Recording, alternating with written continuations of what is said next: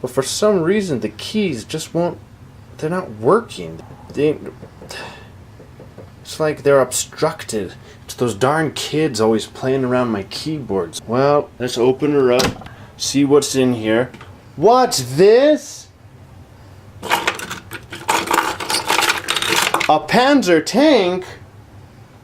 Those silly kids always hiding their toys in my Mellotron. This ain't no way to treat an expensive instrument like this one. And what else is under here? What's this? R2-D2?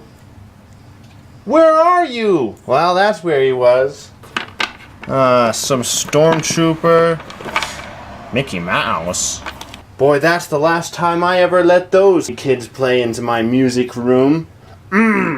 Anything else in there?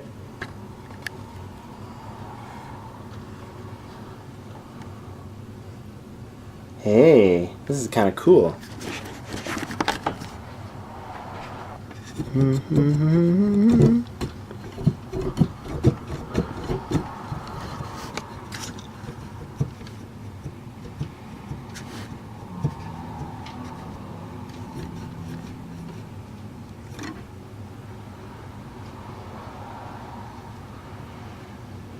That's quite interesting the way this works. It's a little bit more complicated under here than I thought.